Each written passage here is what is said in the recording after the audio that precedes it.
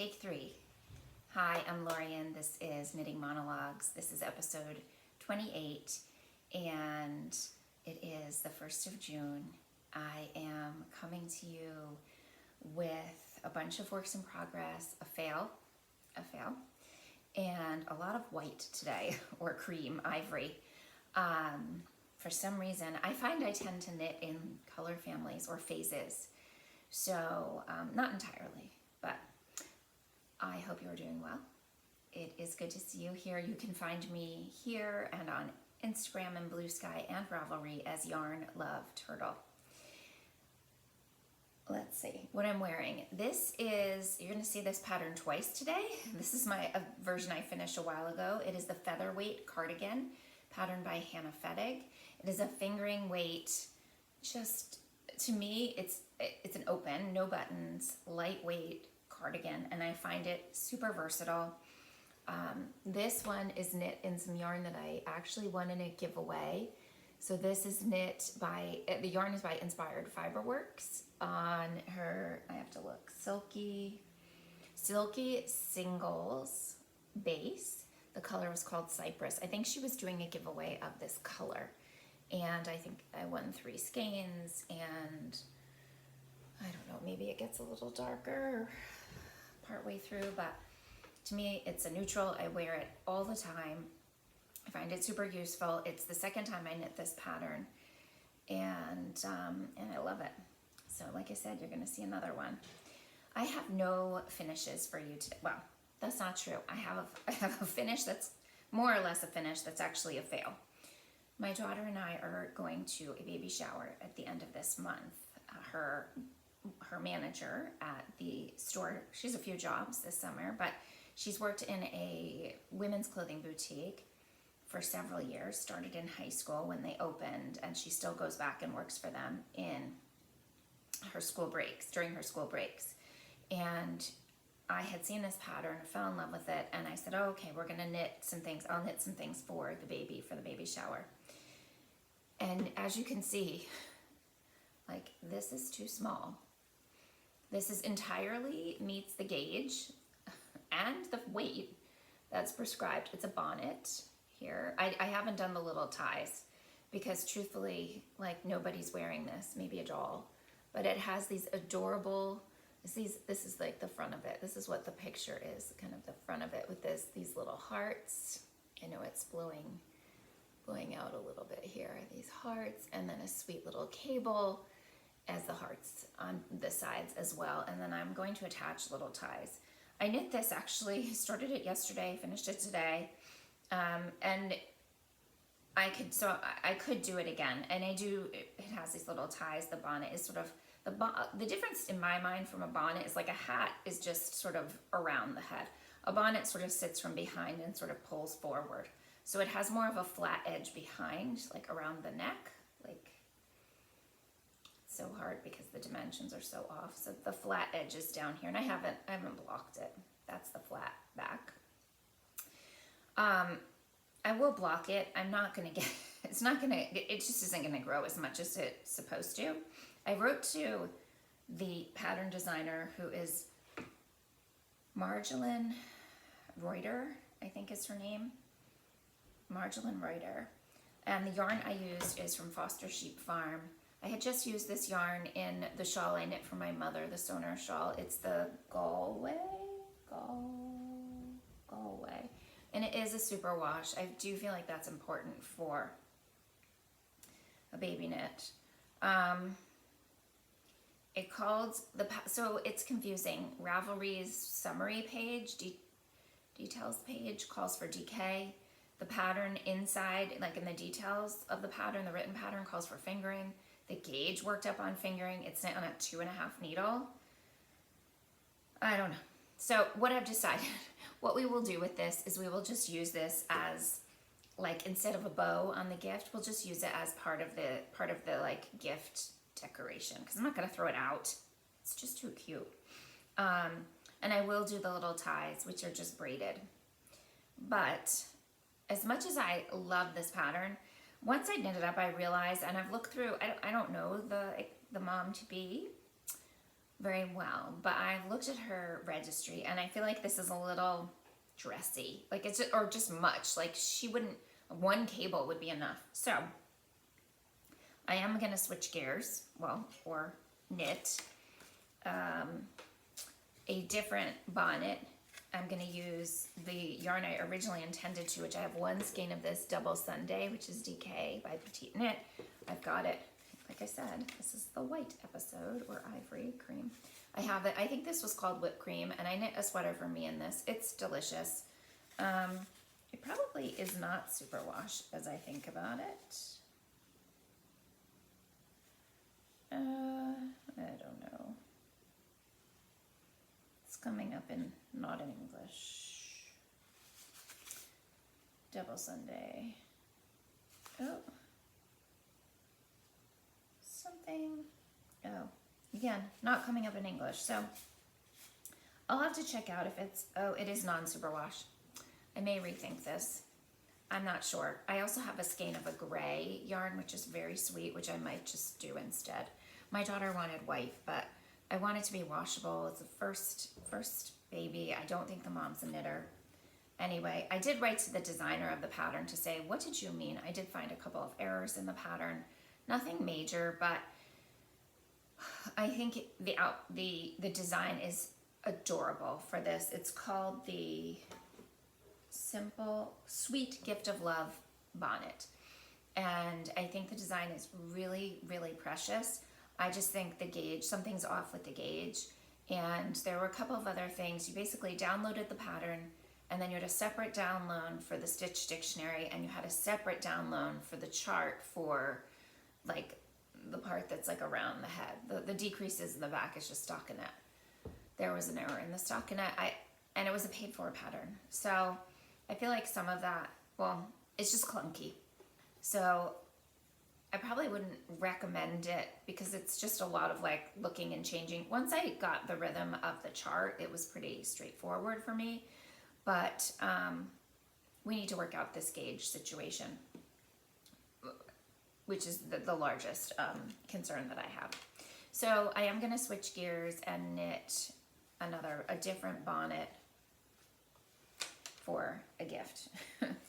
I do want to also knit one of those Patricknit rompers. Once again, I don't have, they're designed either in Aran or fingering. I have a DK. I think I'm going to go with the fingering pattern. I own the Aran pattern, of course. All right. Other things I'm working on. Let's jump away from the ivory for a minute, and I will show you my Halibut sweater. So this is a pattern by Caitlin Hunter. Here she is. And it is, I was inspired to knit this by Tribe Yarns, Milli, the owner. And at this point, all of the color work is done.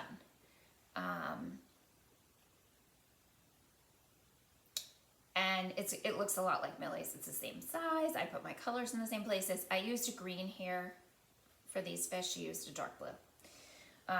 The back even has the same little extra red here. Now, you see, it's not going to be a keyhole back.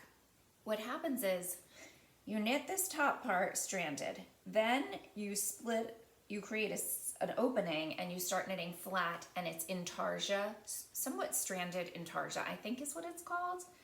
So basically, this was really a process knit, which I know I've commented quite a bit on my Instagram as I was just like, I can't believe I'm doing this. Because I'm not a lazy knitter and I'm a fairly technical knitter, but this was like, I was managing 21 balls of yarn in certain rounds. I'm very happy with the output. It's just not something I'd do regularly, I guess I would say. So you have this piece, then you do this piece. So the yellow carries all the way around back and forth, but in all of these sections, you have a different ball of yarn going for each color along with the yellow.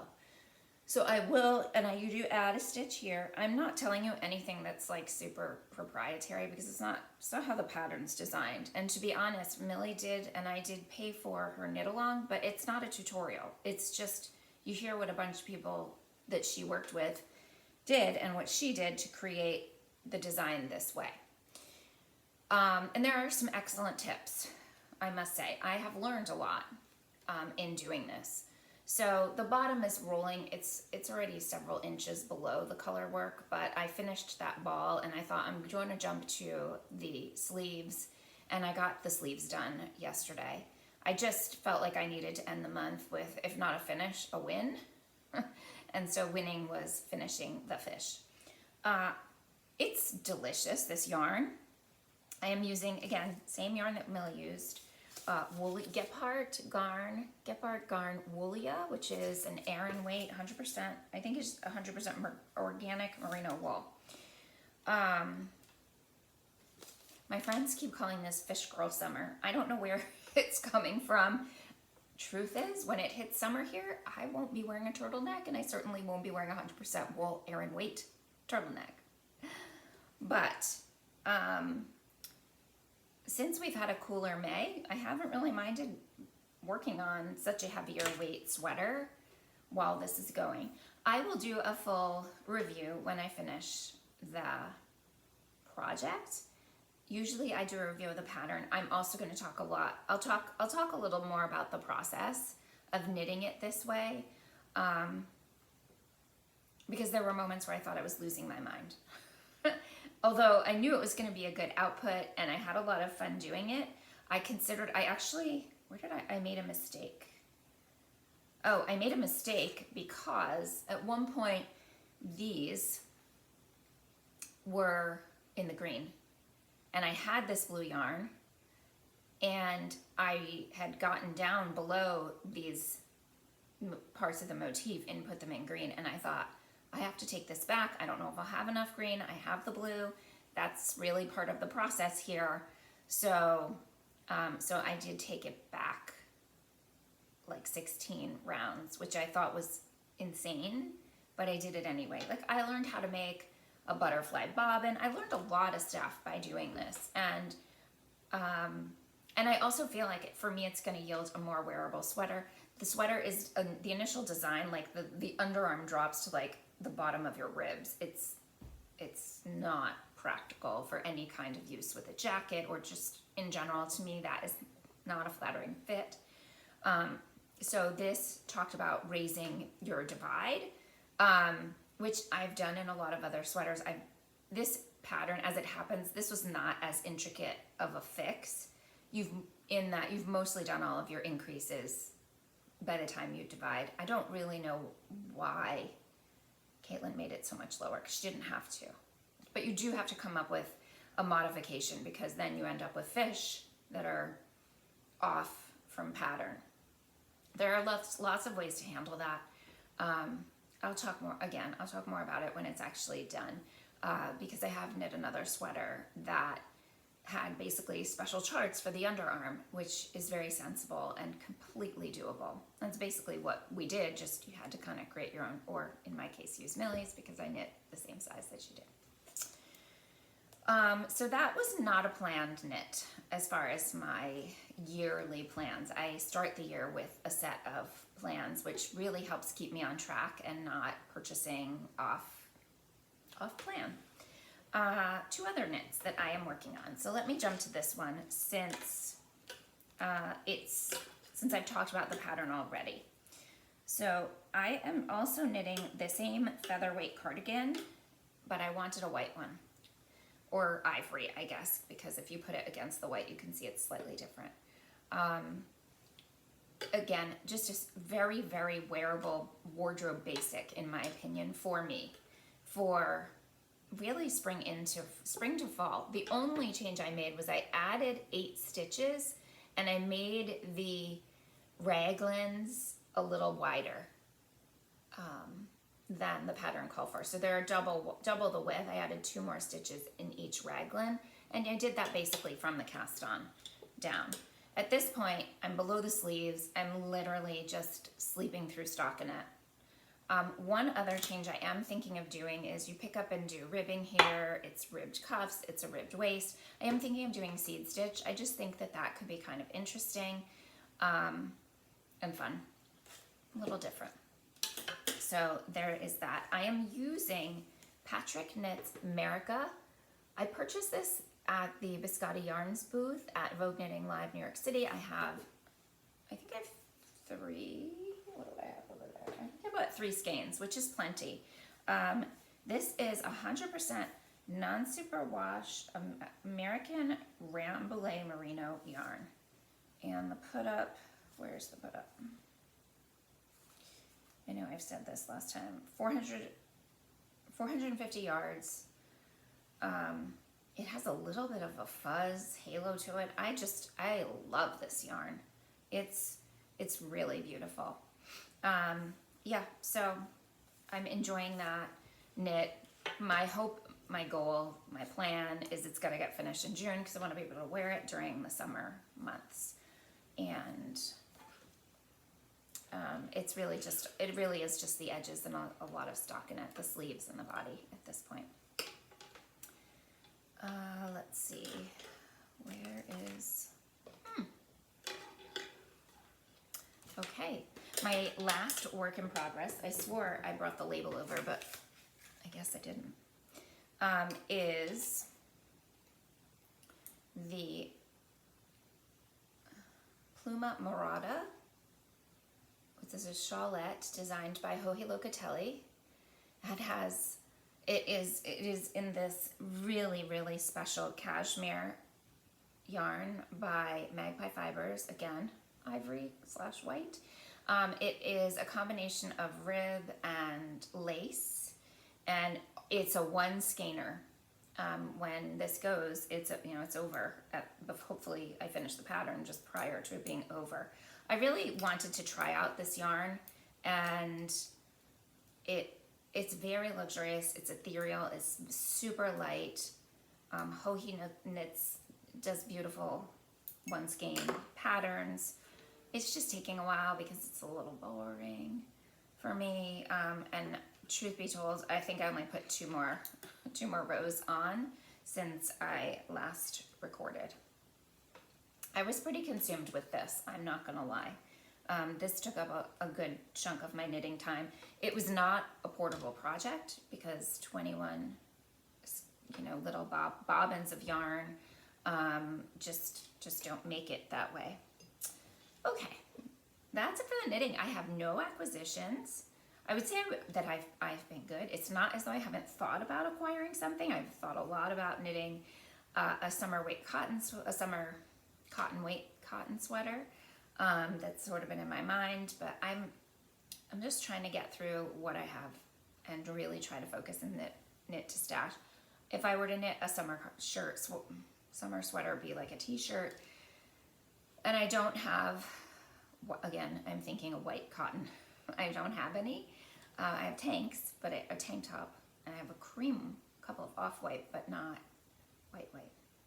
I do have some pottery to show you today, so I thought I would move ahead. It is knitting adjacent. So one of the people in my class had made a yarn bowl. She didn't throw it on the wheel, but because she does more hand building. And I thought, I think that's something I need to try. I don't use yarn bowls personally. I have had wooden ones that my husband bought me, and I just sort of gave them away. I just found I wasn't using them. I'd rather just knit straight from my knitting bag or the ball itself. So this was the first one, and I thought I will throw the bowl, and then I will use a cutter to cut out the curly Q section where the yarn goes through, and then whatever designs. So this is the first one I threw. It's actually probably my favorite of the bunch in some ways. I'm happiest with the colors. So I used this, and we literally used a cookie cutter to take this out. And then my teacher said, well, that's kind of interesting, so why don't you make a couple more cuts of that and put it in. So I have this fun glaze. This is 2 colors inside actually, and it's 1 color on the outside. I had tried those colors because I had made this, which I don't think I've shown before. My mother wanted a flower frog, which is they come in many different ways, but this is kind of unique because to do it in ceramics, I used an extruder, or my teacher actually did it because I didn't need much and she didn't really want to get involved with showing me. And so the flowers go in these tubes, the stems. There's a little cutout in the bottom of each, and they sit in the water, and you fill the bowl with some water. So I threw the bowl on the wheel and then added a little, I think the bottom got a little bit thin, so then I added a disc and attached, you can actually see it because it really is a separate piece initially, but they're glazed together. And I've put some pictures out. I know they're not perfectly straight. I think it kind of makes them a little bit interesting. I have put some pictures on my Instagram because I had some flowers that looked really pretty in there. All right, jumping back to yarn bowls. This was an experiment with color. I like the purple. I'm not a big purple person, which I know you're gonna say is weird because I've knit a couple of purple sweaters recently. And I do like how this looks. I'm not as much a fan. I did put a sunflower on it. And then I realized we had these turtle forms. And I needed to put a turtle in. It sort of became my signature in my yarn bowl. So the purple was a new glaze. It's called Passion Flower. Again, it's the same cutout. Just I think that works really well. I've tried threading some yarn through. I haven't actually knit with one. So I've offered my local friends if they want it, but I don't know if anybody's going to want it. And then the last one I did is, this is a much more substantial bowl. That bottom is very heavy, which you need them not to roll over when you are using it. And my friend Angel said she would like this one. So I glazed this with a color called Oxblood. Again, there's a turtle inside now. And to me, it didn't come out, the glaze didn't quite come out as I thought it would. But I think it's interesting, and I hope she enjoys it. The last two things that I'll show you today are a set of mugs that I made. Ka-ching. This glaze combo has sort of become, in my class, like my signature. It's actually 5 different layers of color, a black, and then a blue, and then a green. 2 of the blue and 2 of the green, 1 of the black. I threw these, and then I added the handles. I would like to work further on handles. These are a little bit clunky. I'd like them a little bit more fine. These are cutout handles rather than pulled handles, and I think I would like the feel of a pulled handle better. I will definitely use these. I love this one is probably my favorite. I love the size of an oversized mug for my hot drinks.